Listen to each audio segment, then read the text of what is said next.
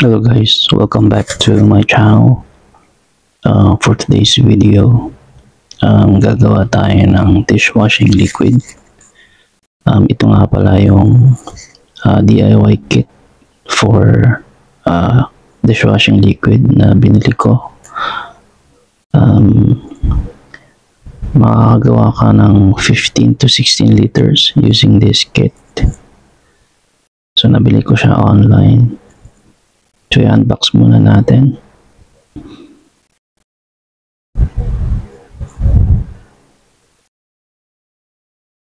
Okay, so basa-basa muna tayo ng instruction. Bali, ang una nating gagawin is kumuha ng malinis na tubig. Bali, 14 liters na tubig ang ilalagay natin dito sa malinis na timba.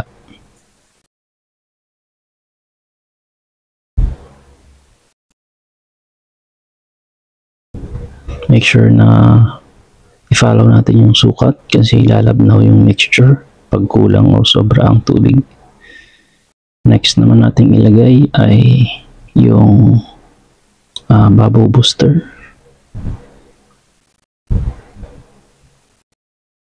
After ng bubble booster, iubuhos naman natin yung surfactant.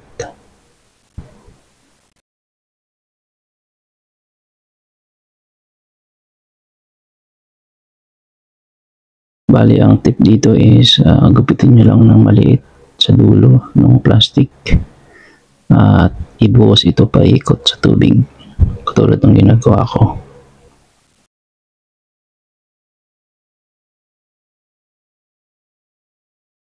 Yeah. Sobrang piga pa, sayang yan. Then next ay ibababad natin ito ng 20 minutes. Takpan muna natin yan. And then, after 20 minutes, hahaluin natin siya ng mabuti. Siguraduhin nating tunaw ang lahat ng ingredients.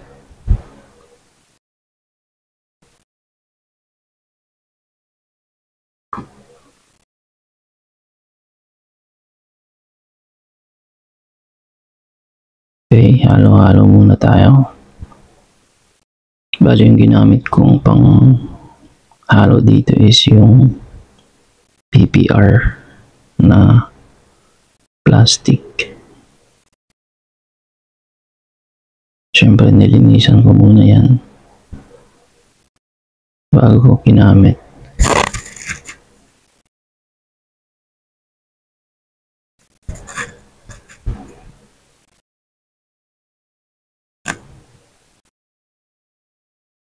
Okay, next naman natin ilagay ay yung premix na bottle. Bali, ang laman ng premix bottle ay degreasing agent. Yun yung pangtanggal sebo, scent, yung amoy, which is calamansi, antibacterial, meron din siyang chelating agent, water softener, and colorant. Make sure na i-shake natin ng mabuti bago natin siya ibuhos.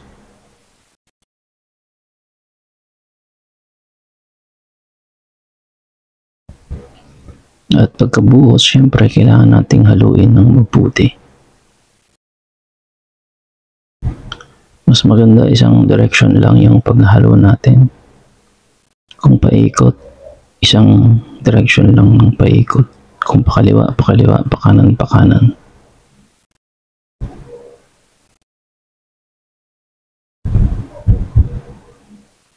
Kailangan lang ng patience dito.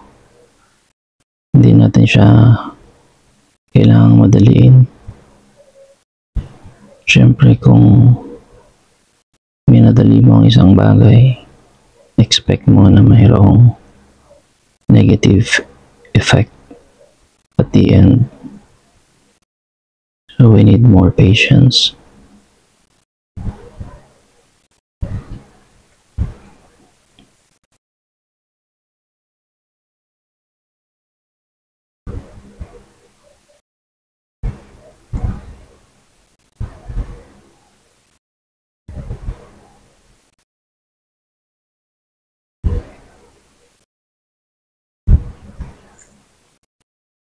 Okay.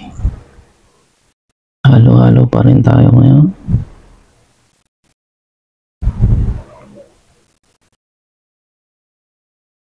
Mas maganda siguro kung may upuan kayo kasi mangangalay kayo kakatayo.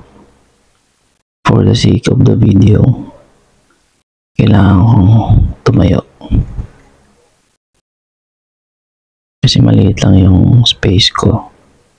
Hindi kakasya yung upuan. So while nagkahalo, syempre, babasahin ko na kung ano yung susunod na instruction. Bali, kasama pala yung instruction doon sa kit na bibilihin nyo. Mayroong isang 1/4 ng coupon band yung instruction.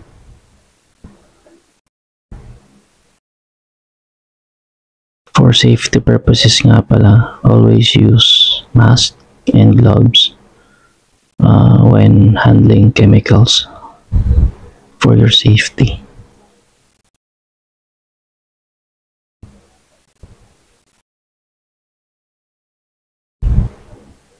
Kaso hindi ako nag-gloves.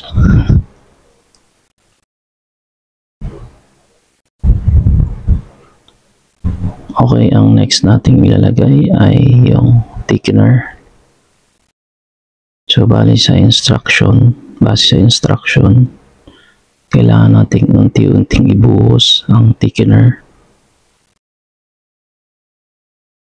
So, maliit lang yung butas natin doon sa plastic. So, habang binubuhos mo siya, dapat hinahalo mo rin siya at the same time. Ang paghalo ay mabagal lang. So gagawin natin to hanggang sa maubos at matunaw ito.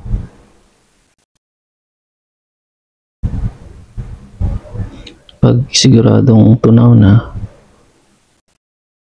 tatakpan natin at ipapahinga ito ng 24 hours. Ito ay para mawala yung mga bula-bula.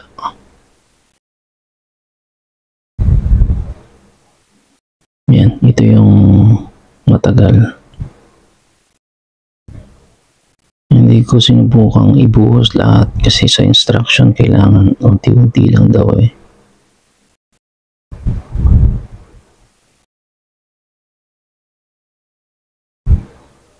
Okay, manood muna kayong habang ako'y naghahalo dito.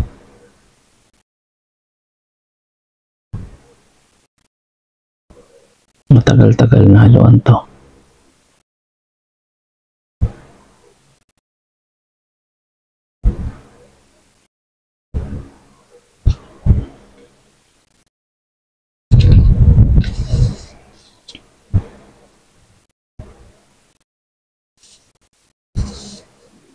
Bali, nabili ko nga pala yung kit ng less than 300 pesos.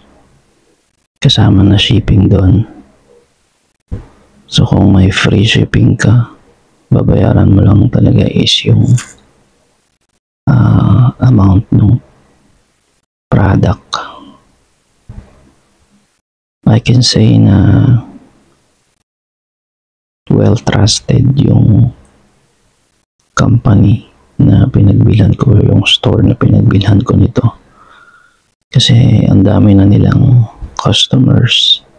Ang dami na ding rating. Mataas yung rating. And thousands na yung mga bumiling customers dun sa store nila. Yung name ng store, though hindi naman to sponsored, sasabihin ko na lang din, yung name ng store ay Wise Cleaner. Search nyo na lang sa Orange app.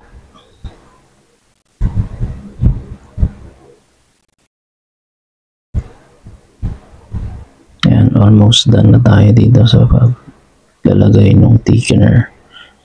Habang tumatagal po yan, medyo na yan, mahirap nang haluin, kumbaga lumalapot na yung mixture.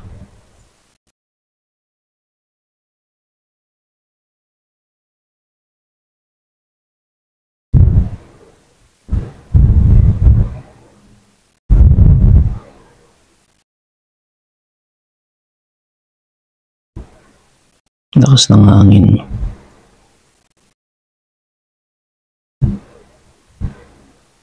Bali matagal ko nang nabili yung kit. Ngayon ko lang naasikasong gawin. Kasi ang daming ginagawa dito sa bahay. Daming event. May outing pa. Bumili pa ako ng timba. Kasi kailangan yung malinis at saka syempre presentable naman pag gumawa tayo ng video.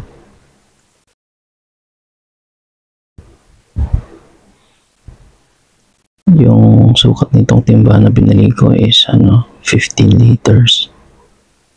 Saktong-sakto lang kasi yung tubig 14 liters. So pag nilagay mo na yung mga ingredients, pagkain, yung mga chemicals, so tataas yung level ng tubig. So kaya nakalagay dun sa sa website nila 15 to 16 liters. Kaya mas maganda meron kayong allowance dun sa timba na gagamitin nyo. Huwag yung saktong 14 or 15 liters.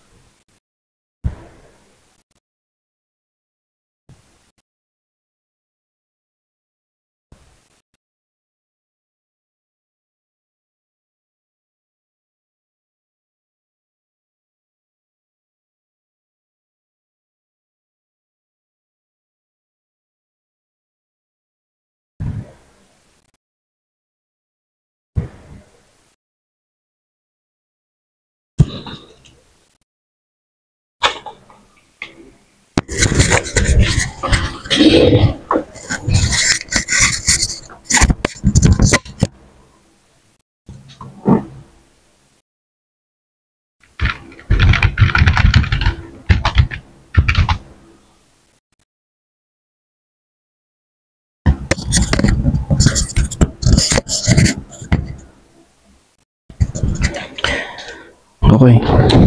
Halos patapos na tayo maghalo. Bali yan na yung last step. Ang hintayin na lang natin ay yung pagbabad natin ng 24 hours. Tapos pagkatapos nun, isasali na natin siya sa mga bote kung saan nyo siya gustong ilagay. Bali yung kit na ito ay maaari palang timplahin sa loob ng 1 taon matapos nyo siyang bilhin kung hindi nyo man siya asikaso agad-agad. You have 1 year para timplahin yung mixture, and then kapag natimpla na po natin siya,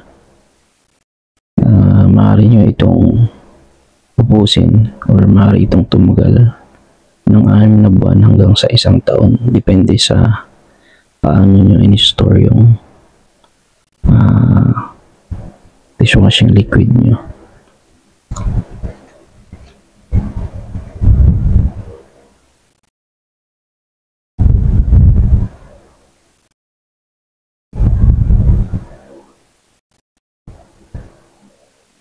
Ayan, pataas pababa yung paghalo ko ngayon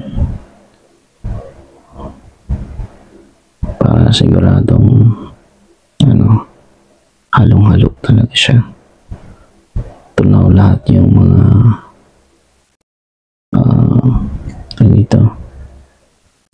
mga mixture,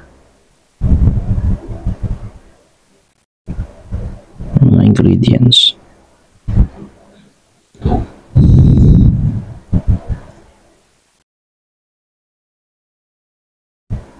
Kali ulit, 2 kamay na gamit natin panghalo ngayon.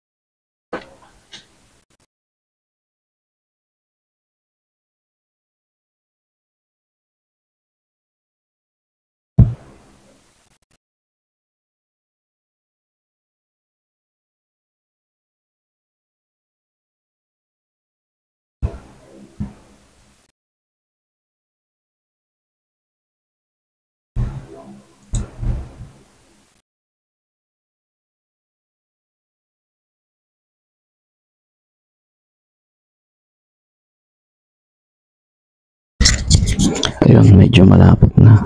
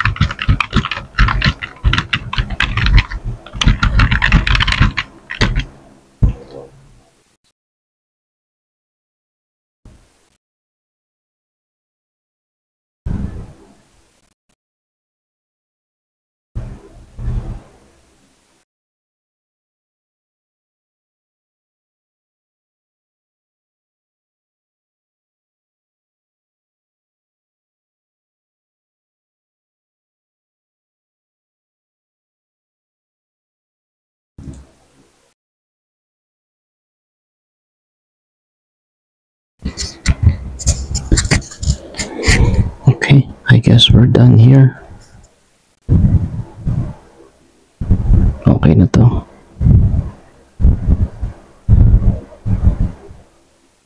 Hindi pa satisfied. Sige, halo pa.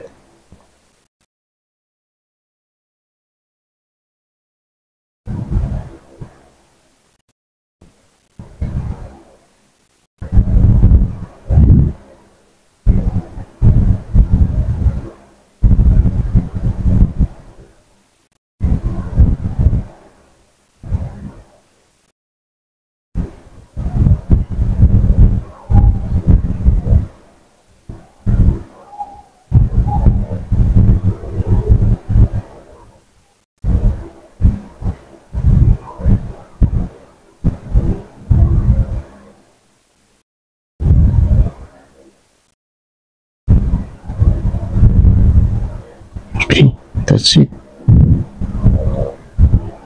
Final na to. Bali, tatakpan na natin to. Tapos papaupuin natin yung 24 hours.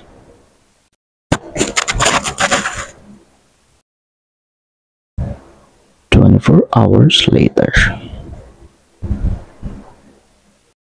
Okay, so it's time para i-transfer na natin siya sa lagayan. Bali, ang ginamit kong lagayan dito ay yung lagayan ng mineral water. Dalawang 4 liters tapos isang 8 liters.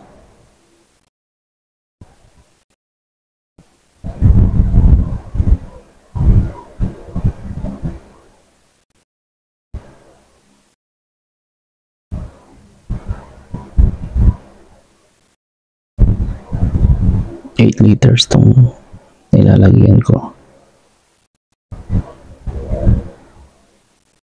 Ayan, bali yung funnel na ginamit ko yung PET bottle, pinutol ko lang.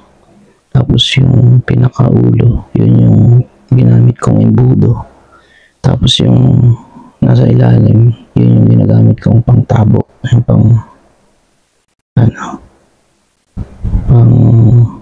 dito transfer ng sabon.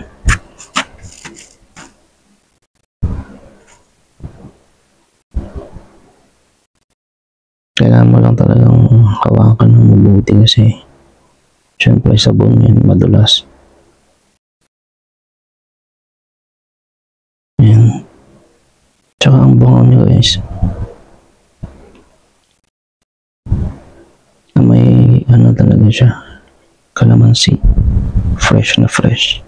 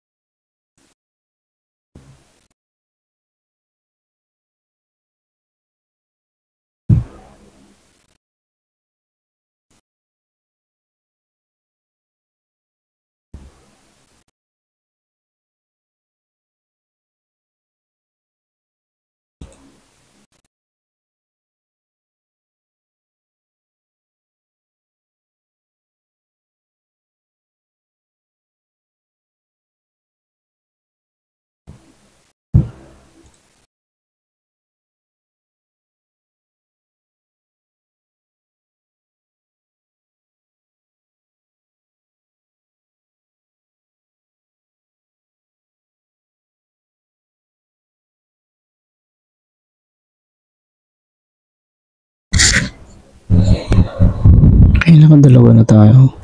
Kukuha pa ako ng isang lagayan kasi may natira pa dun sa timba.